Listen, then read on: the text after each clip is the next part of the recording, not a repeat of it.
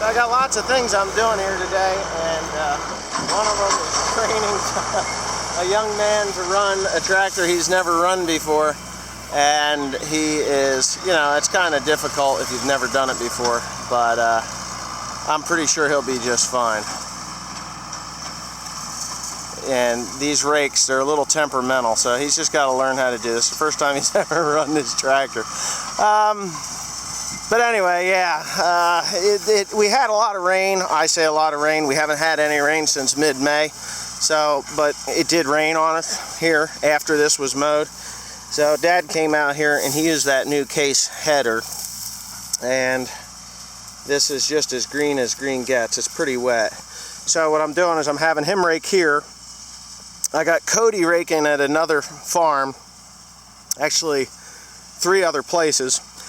And Peyton here, he's going to rake this field here, and then there's another field over on the township ground over there that he is going to rake over there.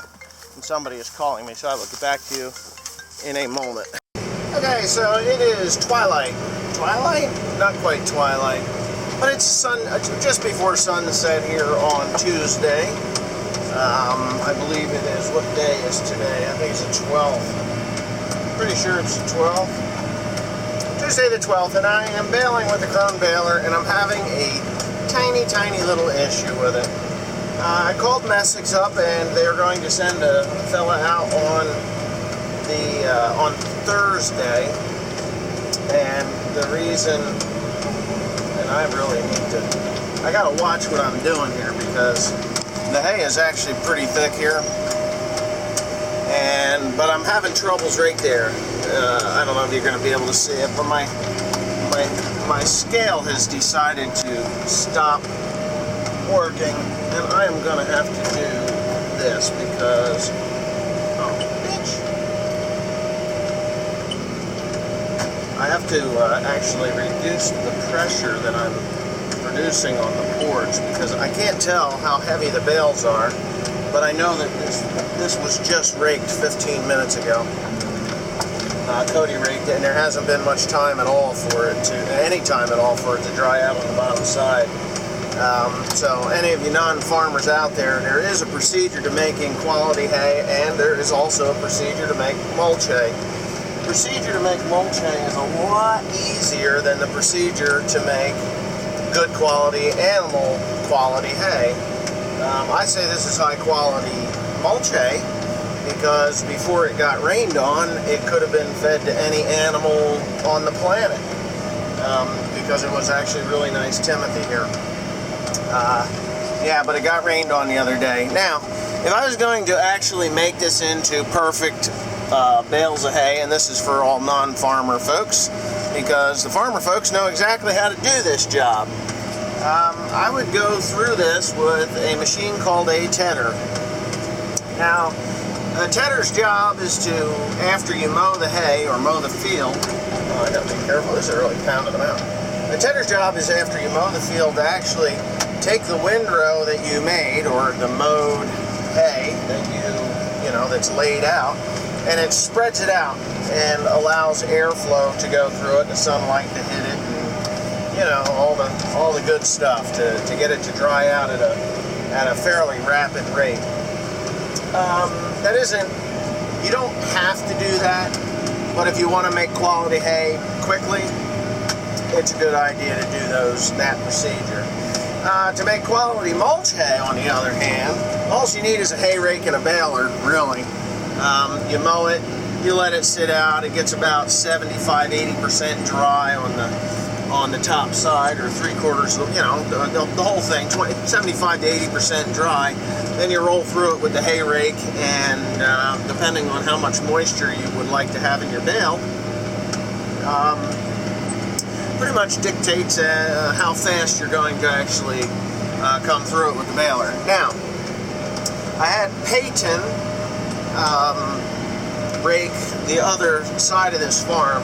It has you know, this farm has 2 sides to it. This odd field that I'm in right now, and then I believe there's 6 or 7 fields on the other side. It totals around 70–75 acres on this whole entire farm of you know, farmable fields. So, you know, it's, he didn't get this field. Excuse me. So he didn't get this field, and so I had Cody come, I brought Cody down here to get the tractor and rake, and I wanted him to finish it up so I could bale this all tonight, because I am not going to stop until I am finished tonight. I'm really close to I'm really close to 4,000 bales. When I'm done with this farm, I may have 4,100 or so, 4,200 bales. 4,100 bales at the least. You know, so yeah, so everything's gone pretty good, other than that scale being broken. And I don't know that it's, I don't know. I'm not 100% sure what it is, to be quite honest with you. I think it's a load sensor on the chute itself, on the bale chute. But I could be wrong. I don't know. I don't have the code. I took a picture of the code, and I'm going to go look at my book when I mosey in tonight at around 10, 11, 12 o'clock. We are supposed to have rain tomorrow afternoon, and I do have one field that needs to be done that is raked up, and it's been rained on twice now. Yeah, twice. It's not that I'm lazy, it's just, I haven't been able to get to that field because it's out of the way. So, you know, I'm just rambling on here about what I'm doing. But I do have some rather interesting news that I can't wait to share with everybody out there on YouTube. Very, very good, very productive, interesting news, but I can't share it just yet. I'm pretty excited about it, and I think that you will be excited about it too, because it's just going to make for some really good video. And no, I am not purchasing a drone at this time.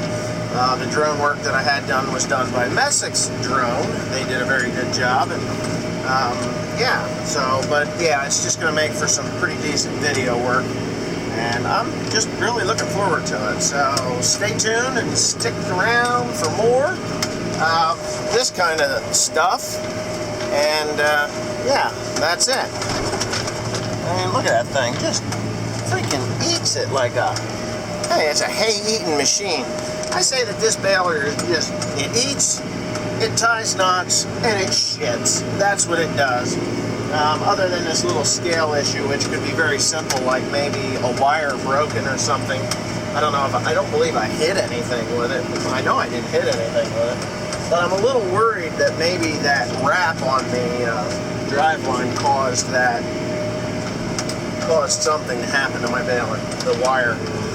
Because the wire goes all the way from here, all the way to the back of, and plugs into the baler up next to the flywheel, so it's a really long wire. There could be some issues there. So anyway, I'm sure they'll sort it out, and I'll be back in business with weighing bale. Yeah, see, now that's what happens when you jam this bugger up.